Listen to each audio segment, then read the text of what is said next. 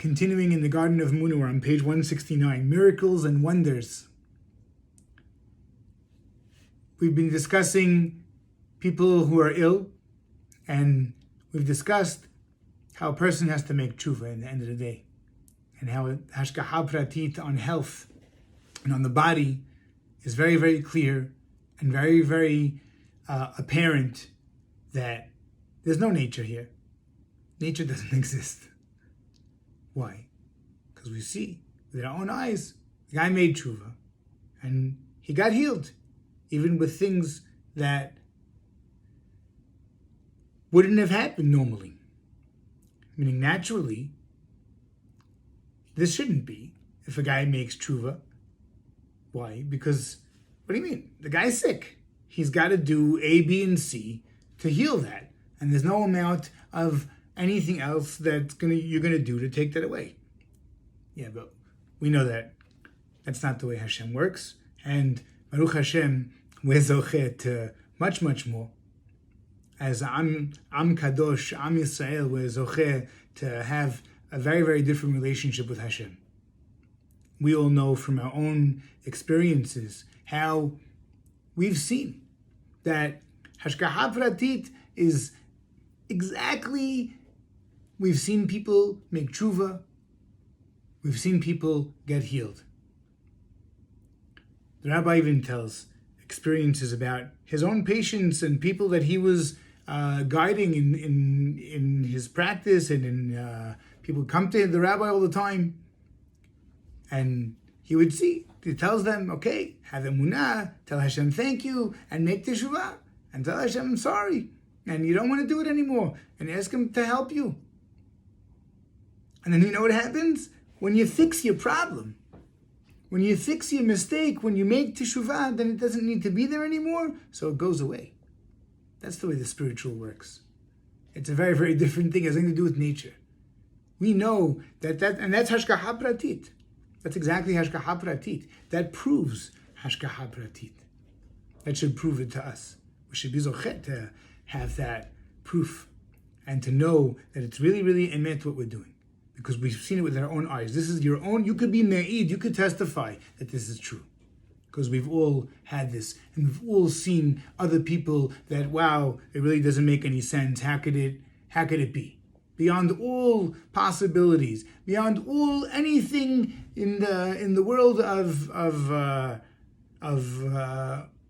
medicine, that this should be true.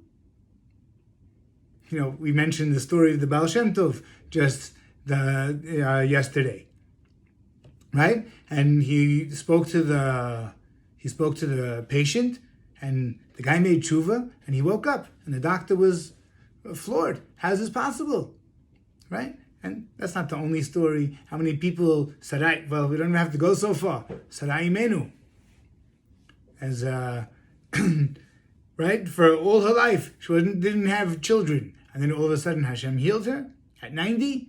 Impossible. Yeah. But these things we know from our own life, and the rabbi explains, he even going to tell you a story that happened to him. He says it's a story that I'm allowed to say.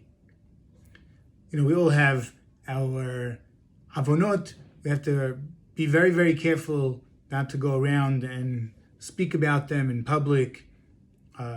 Make teshuvah, do what we have to do, but it's not something that the rabbi is teaching us over here, that these are not things that don't go into making announcements about things. So that's why it's a story that he's allowed to say, because some of them are going to be more intimate, and these things we want to keep private.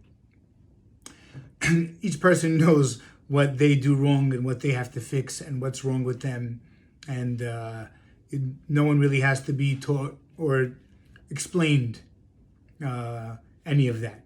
So this is an example, though, of what we're supposed to do, and how we see, and the rabbis explain that it happened to him specifically like this. So it was one time a Shabbat, where the rabbi had a terrible toothache, and he had a toothache to a point where his jaw was all swollen, and it was completely unbearable. So the rabbi jokingly said, I have to go to the dentist.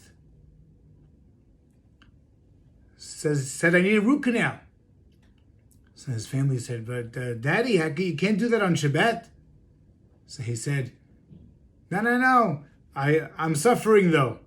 So am I allowed to suffer on Shabbat? But he said, but you don't understand. I'm not going to that dentist. I'm going to the Melech Malchei Melachim, the king of all dentists, the original dentist, the Borei Olam. So he comes and he says that he went to the forest. He went to it's very, very common in Breslov they go to do Hitbodedut, and they go to talk to Hashem in a secluded place, in a place that's away from people. It's a very special, people know when they're in nature, there's something very special about that. It's explained that the grasses and the life around you and the trees and the flowers that are around you also are praying to Hashem, and it helps the tefillot go up. And that's why it says by Yitzhak Avinu that he went to Lasuach Basadeh.